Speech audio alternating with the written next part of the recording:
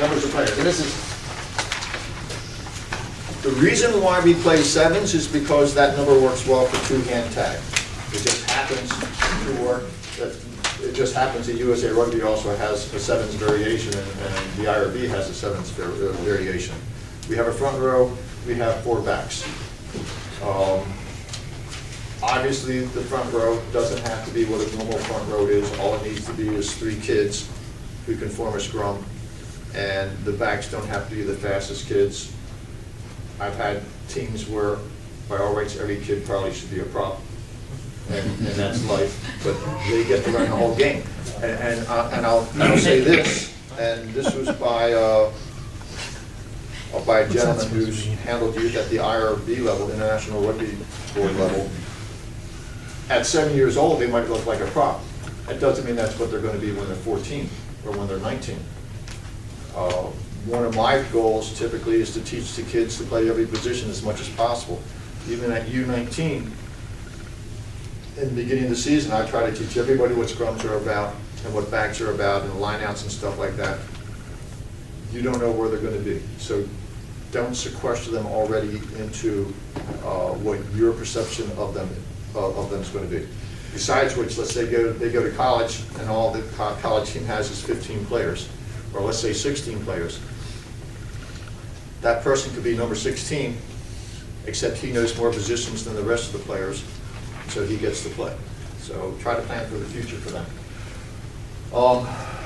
3 subs at the beginning of each period, 3 subs allowed during the period.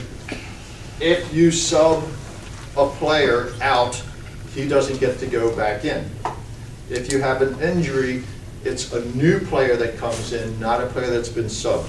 The only reason why you might be able to bring a player that's been subbed out is because all you have are 8 kids.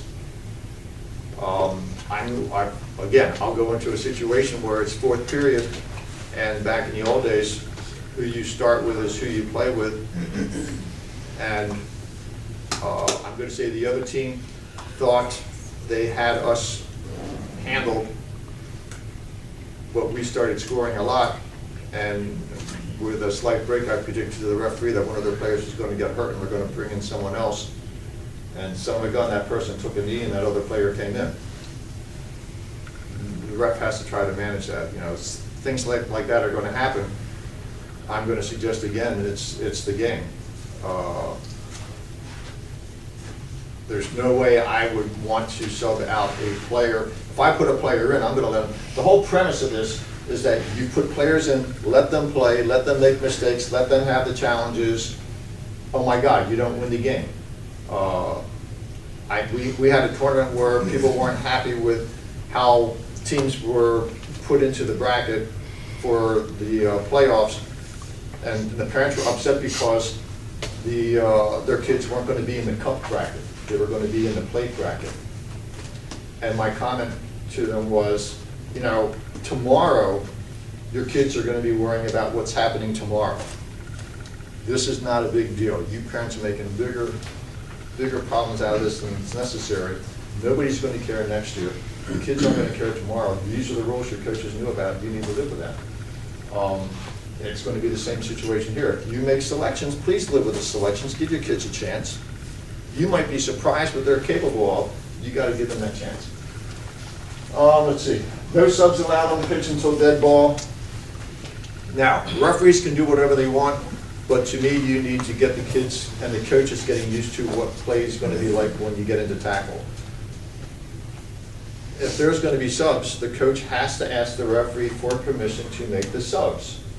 And the referee should not be doing it on the fly. It should be dead ball. It's a ruck, or it's a line out, or someone just scored, so we're going to have a restart. Coach asks for the subs, and the referee goes ahead and allows the subs. If we have a player that's been injured, let's just be reasonable about it. If you had to take him off for that period, leave him out for that period. The referee's not going to let him back in. There's got to be some recovery time. And at least by the end of the period, the referee can go over and talk to you, find out what's really going on with the player, and then yes, you can play the next period. There are yellow cards, there are red cards. use them when appropriate, and please don't be shy about using them. Please don't go, oh, it's a kid's game, the kid's gonna cry. I don't care if he's done something worth a yellow card or a red card. Hopefully, you've already given warnings about the situation. If the person's not leaving, then you give the yellow card and have them go to the sidelines. You don't have to make a big demonstration about it. You can just say, I'm sorry, but blah, blah, blah. Send them to the sidelines. And yes, now the team has to play with 6. It's not your problem. You have to make it clear that certain things will not be allowed. I had, again, his coach's son. Ball carrier was crashing into people that were there to tag him. And I gave him 2 warnings, and finally he did it again. I skipped the yellow card, I just gave him a red card. And it was amazing when he went to the sidelines that I found out that it was the coach's kid doing it. And the coach is jumping on me for this, and he's going, it's rugby. And I'm sitting there thinking, it's tag. So you just have to play and work the cards. And if you notice, it's 5 minutes. That's 5 minutes for when we do, typically we do 4 10-minute periods. I know things will change and all that, but if you're doing 10-minute periods, then it's 5 minutes. Next slide, please. Pat, can you spend just a couple real quick seconds giving some examples of what yellow card and red card scenarios might be? I had coach asked me to yellow card a player at the end of a game or for a hard tag, and it was a hard tag with injury. So, well, the injury shouldn't be part of it. Right. Because you can have a hard tag and the child's fine. Right. If there's differences. If you can see that it's more than a tag and it's a little bit of a shove and the ball carrier goes like this, what you should be doing is a warning. If it happens 2 or 3 times, and it doesn't matter whether it's the same player, but if it's the same team and they're not listening, time for a yellow card. Now, I don't have a problem if you stop play for a second and you bring the coach over and say, listen, here's what's happening. If this happens again, it'll be a yellow card. Or, and you can do this as a ref, I might say, my suggestion is that you sub for that player and explain to him what's going on, and then he can play the next time. Otherwise it'll be a yellow card.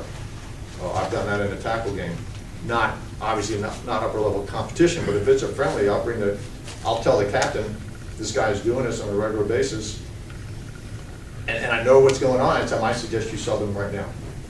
And if he doesn't, fine, then a yellow card. Again, during regular league, during regular play before it's to the tournament, you can think of those things.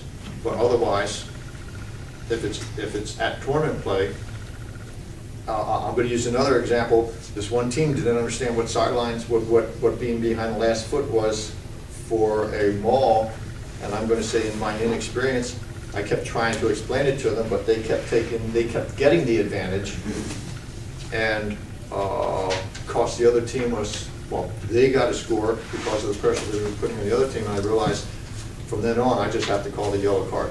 Doesn't matter if they don't know and it's the coach's fault. The fact is, if they're doing something illegal on a regular basis and it's putting the other team at a disadvantage that's not deserved, you need to give that yellow card so that things get straightened out. That's just life. Why wouldn't that be a penalty for? I was giving penalties. Oh, you were. They were continuing. All right, you didn't explain. I'm sorry. Okay. I was giving penalties, okay, and I wasn't stopping them.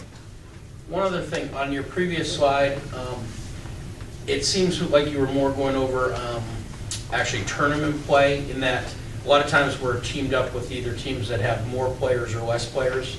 So on the subbing, for the subs, it really has to be kind of worked out with the coach and the ref at the beginning. And I'm going to say, no. That subbing is what should be done at every game, unless the coaches come in and suggest something differently. Well, and that's what I'm saying, is because when we sit down and we're playing a team, and maybe a team for some reason can't send the side that they thought they were going to send, now we have a bunch of players that showed up, so we're going to end up subbing more, as long as it's worked out with the other team. But that's an issue that we have to go, all of the teams have to go through everything.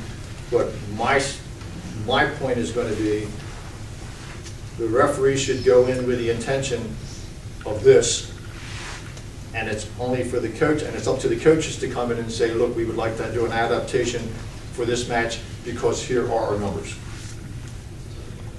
Partly, well, mostly because the referee has to know what the premise is when you go to the tournament. What you can't be doing is doing it differently every game during the regular season, and now they have to do it perfect for what the tournament rules are, and you have coaches who are going to hold them to the letter, and they haven't had that experience. So the premise, again, for every regular season game is to be working it to this.